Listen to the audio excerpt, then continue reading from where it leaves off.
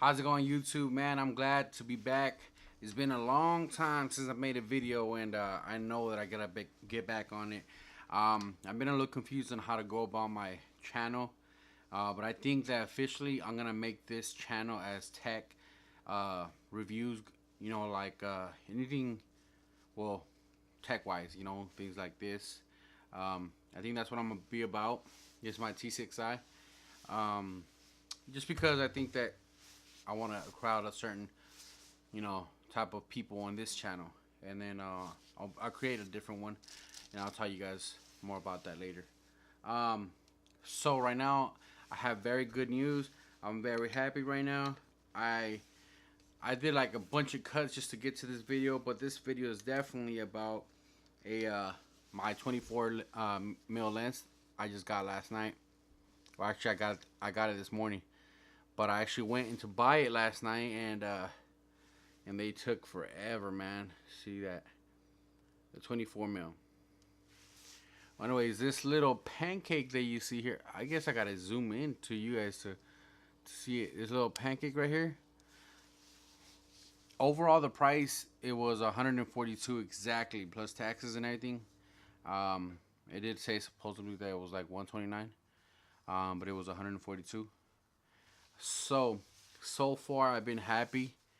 I've only had it like midday, and I've only tried it for like a couple things.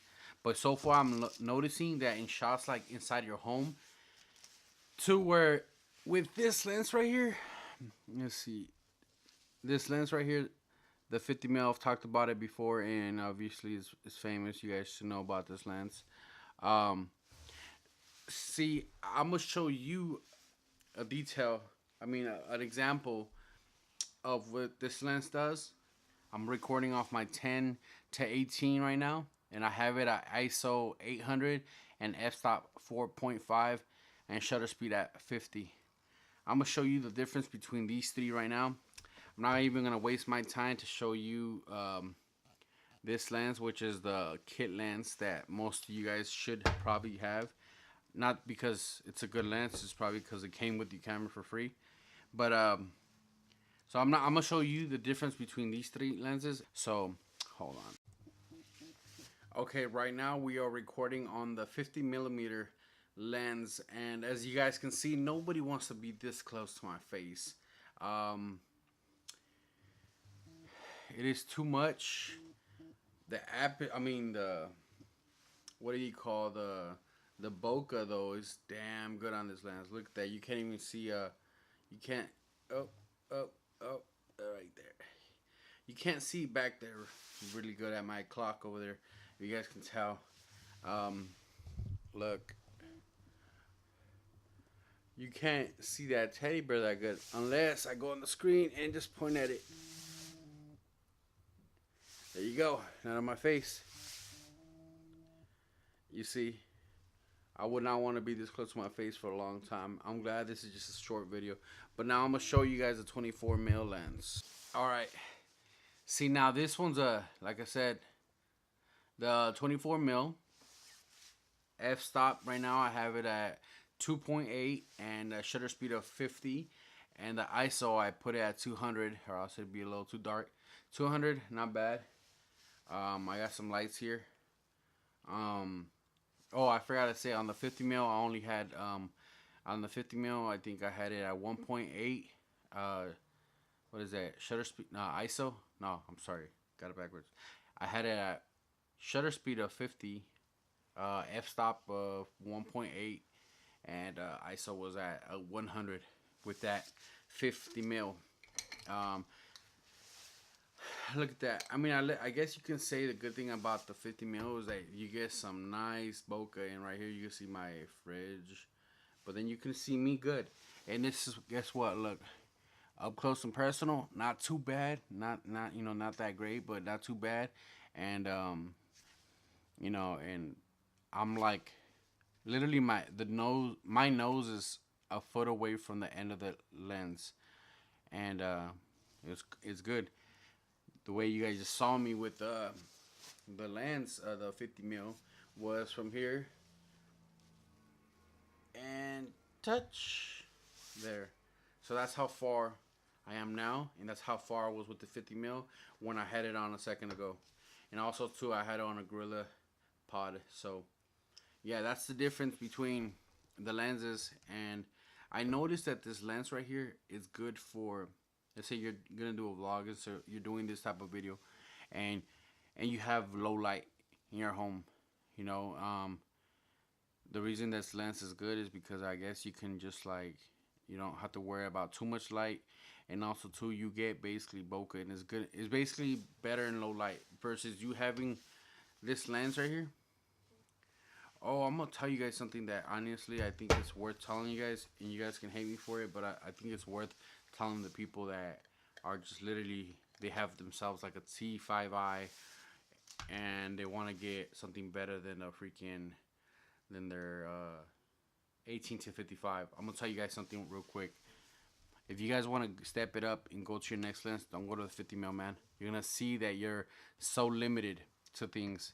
Um, you're very limited, and you know, and also 10 to 18, 10 to 18. Honestly, if you have your 18 to 55, you're not gonna miss a whole much, you know. But if you want a better lens for low lighting, don't go for the. I mean, you can, but you're gonna find yourself in the same situation as me. Like, um, for example, space. This lens right now that I have, the 24 mil. Honestly, I can't wait to go to parties, like family parties, reunions, and stuff like that. Because if we're in a home that's kind of low light, I can't just tell them, "Oh, can I set up my lights here?" You know, it's gonna be awkward. So let's just say though, you're inside of a living room, and in a reality, you know, in a real world, in a living room, this lens is gonna be super, which is the 50 mil. It's gonna be super zoomed in, you know, and you can't do anything about it, and so you're just gonna be stuck in a bad situation right there. You know, versus you have the 24 mil, and that's, even though it's a 2.8 f stop. I mean, you can do something with it, and I'm not speaking on behalf of my experience. I barely got this lens today, but honestly, um, I could imagine what those, uh, you know, other stops could do for you, which is a 2.8. You know, because I, when I was doing it, I was getting like, I was trying to get some good pictures with this lens, but I was too close. And the other problem was that I was not aware of at that time is that I was over here trying to shoot in auto mode, and people weren't playing when they were talking about get off auto mode, because that is not a lie. You gotta get off auto mode. You gotta start recording on manual mode or taking pictures on manual mode. You can't trust the camera to do everything for you. As soon as you start working on that, you're gonna become. You're just gonna become to it. You know, you're gonna be a little, basically advance yourself a lot faster than you would advance if you stayed on auto mode. Eventually, you're gonna realize yourself you're supposed to get off auto mode. It just, I don't see what professional. I'm not a professional, but I don't see what professional would stay on auto mode. It just mediocre. It's like a mediocre. They put a mediocre setting to help you in a situation where sometimes, where basically at all times, like 95% of the time, you're gonna get a mediocre result. So I hope I was able to inform you guys correctly, and I hope you guys liked the video. I am gonna make this a video in Spanish for my my Spanish speaking people. Um, I hope it was informative, and I hope to help you out to decide if you want to do, you know, if you do want to buy this lens. I think it is worth it so far. I will do a review on it later, but for right now, I hope you guys enjoy the video.